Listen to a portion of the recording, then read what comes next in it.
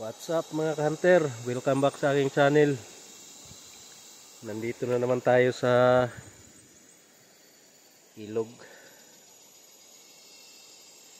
Dito mga ka-hunter ay may ipapasilip ako sa inyo na bato na may nakaukit mga ka-hunter. Iwan ko lang kung nature lang ba ito. Pero subukan ko lang ipakita sa inyo kung anong klase ng marker ito. Ito na ba to yun mga hunter? Sobrang itim mga hunter yan. Tapos maraming butas. Siguro nature lang ito mga hunter. Ang mga butas. Ayan. Siguro nakita niyo na din ito sa iba kong video mga hunter. Kasi medyo matagal na din. Pinidyohan ko ito noon. Tapos ito yung napansin ko mga hunter dito. Ito. Para siyang pagong mga hunter. Ayan. Na naka-ukit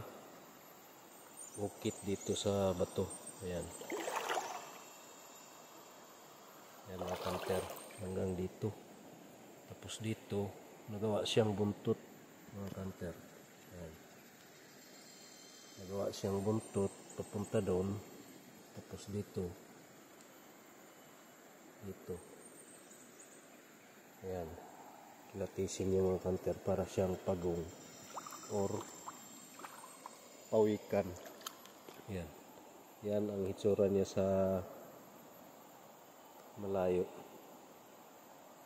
Tapos para makita nyo ng malinaw mga hunter, basahin natin ng tubig. Ayan. Basahin natin ng tubig. Parang magic siya mga hunter. Ayan. Klarong-klaro na siya mga hunter kahit nasa malayo lang tayo. Ayan, parang pagong talaga siya. Palagi itong tinitingnan ng mga taong mahilig din sa treasure na dumadaan dito mga hunter. Ayan.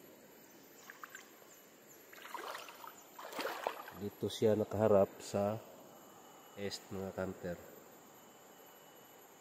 Diyan sumisikat ang araw. Tapos sa west, yan ang malaking bato. Nasa gitna ng ilog. Tapos sa tabi niya, may pulang bato.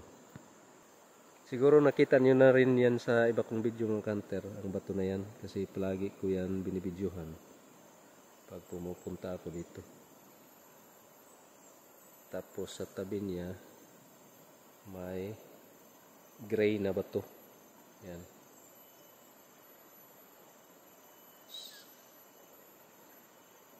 Yan. Small, medium, large.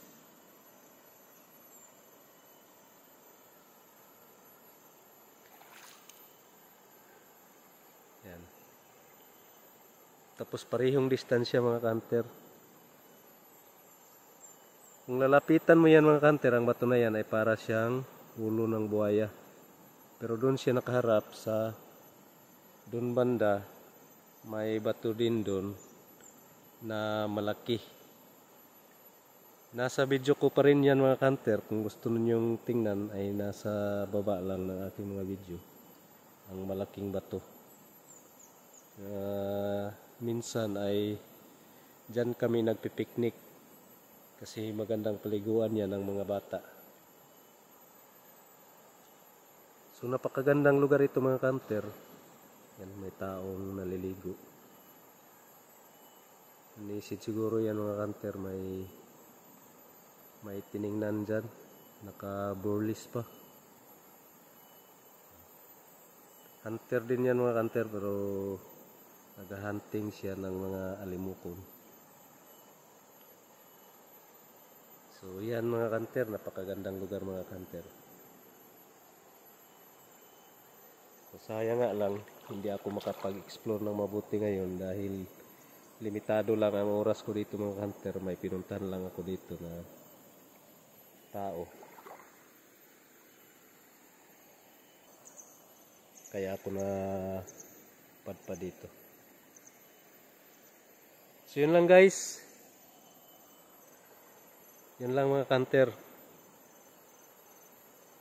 Sana patuloy niyong subaybayan ang aking channel. Hindi na tayo gaano nakapag vlog about sa treasure hunting mga kanter, kasi alam naman natin ang treasure hunting ay napakahirap na trabaho.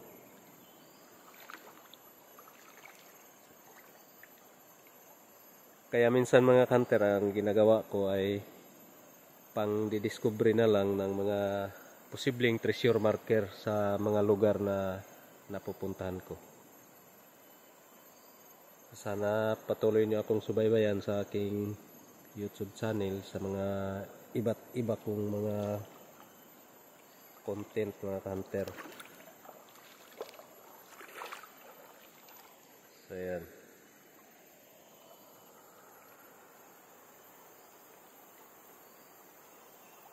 So yun lang mga hunter. Maraming salamat sa panonood. Mag-ingat lang tayo palagi sa ating mga exploration. God bless sa ating lahat.